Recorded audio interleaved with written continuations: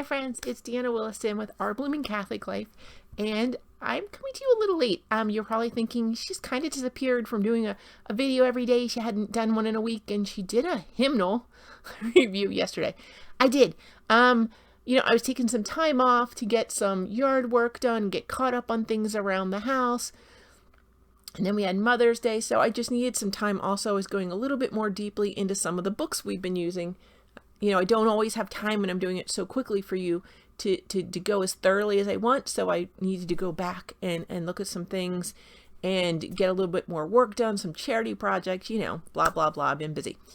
So I wanted to tell you, I got a movie for Mother's Day, another Kendrick's brother movie. I know we just did War Room like last week, and I got Overcomer, and it has a lot of the same actors and actresses, and of course it's by the Kendrick brothers.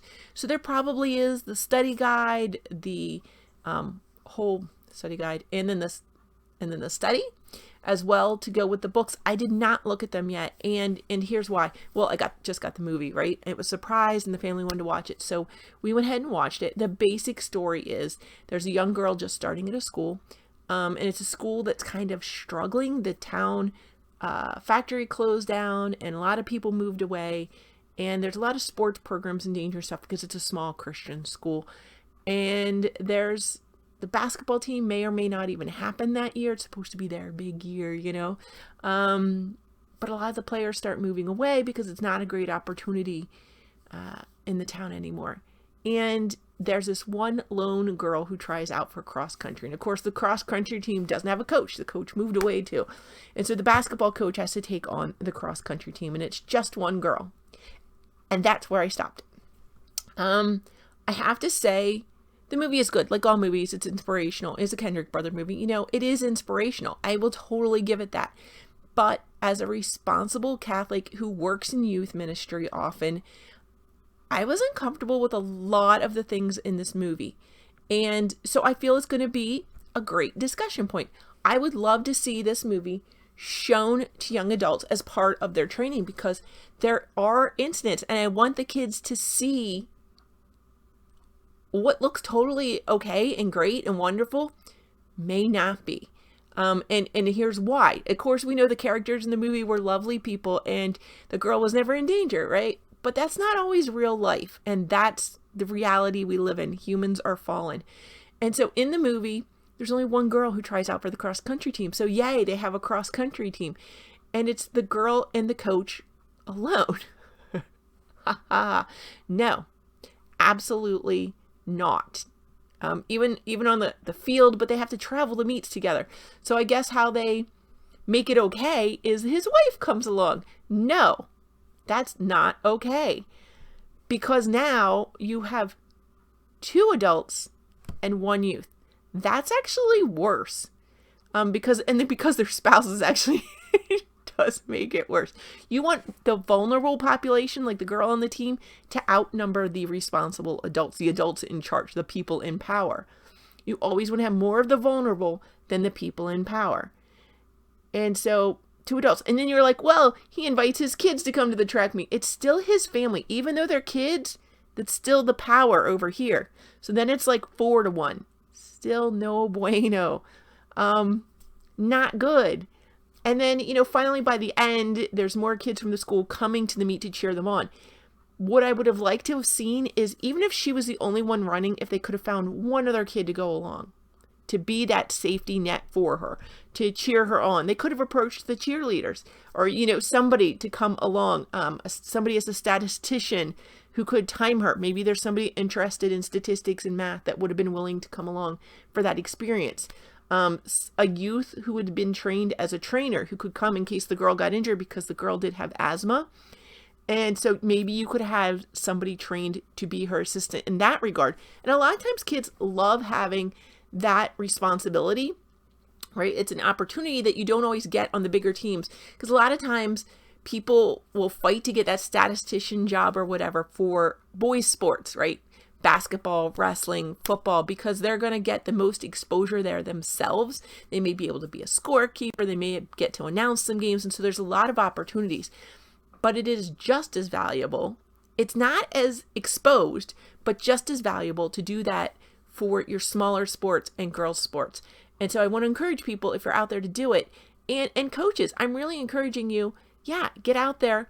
They should have been able to find somebody else in the school to come along to ensure this girl's safety. I was very startled at how they did it. And like when the girl passed out on the track field and it took forever for somebody to come find her, she could have died. Like, there should be somebody that comes afterwards if you have vulnerable people. And so I wasn't sure of their safety protocol, and that was my main concern with the movie. They also had an instance where the principal evangelized the young girl, and it sounds great, and it was somebody who really, the character really needed it, and it sounds wonderful and beautiful, but there were discussions had about going behind the grandmother's back.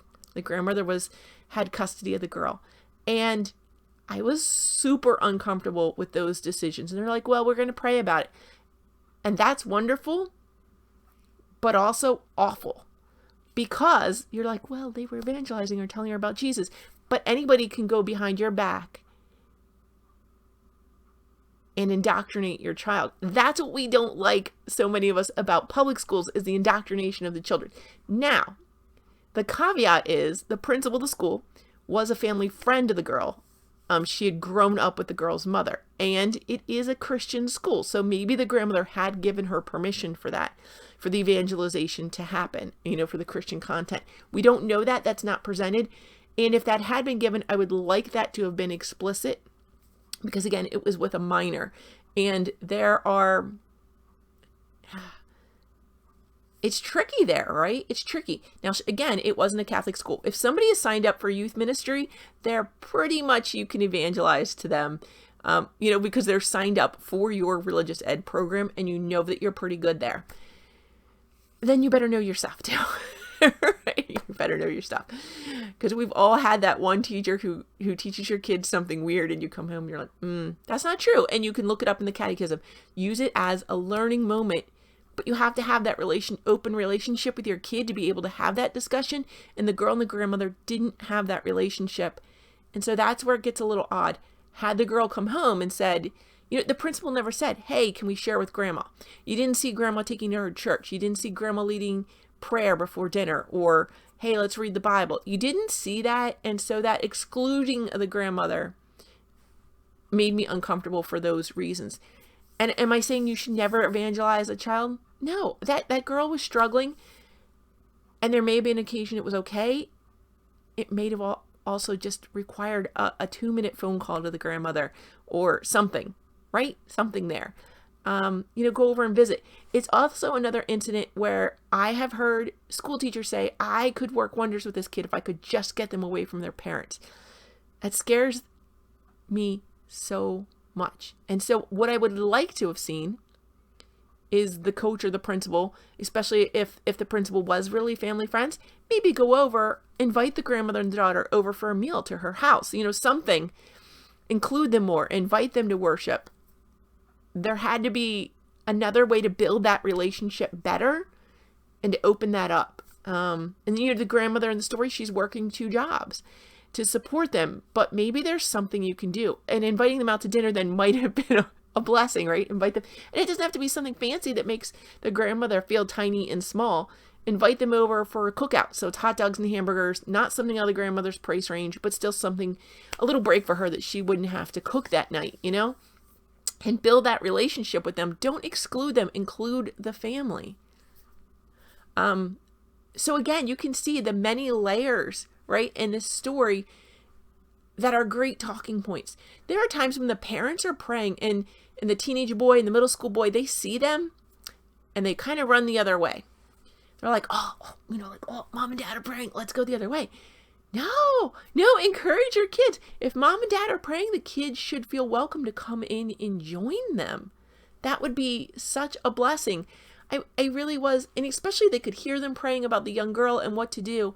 And that would be such a beautiful time for the kids to go in, or show the kids, maybe the kids don't want to interrupt mom and dad and are worried that, mom and dad would think that we're eavesdropping.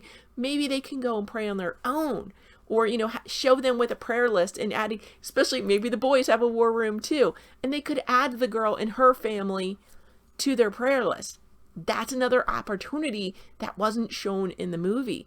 That would be a beautiful opportunity. So you could totally watch this with a group of middle schoolers or high schoolers and have this conversation and have the kids brainstorm, okay, this situation is going on.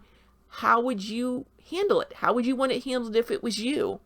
If you were the teen girl, if you were the dad in the hospital, the estranged dad in the hospital, if you were the grandmother, if you were the principal, like how you could totally role play this. And it's a time to have them interact with Catholic teachings, Catholic social teachings. It's a way to interact with child safety protocols. That's in a way that's not just video, lecture, check something off a list. It's a way for them to learn how to apply it. And in this way, I think this movie is invaluable. Again, it was the movie Overcomer by the Kendrick brothers, and I think it's an excellent conversation starter for youth and young adults.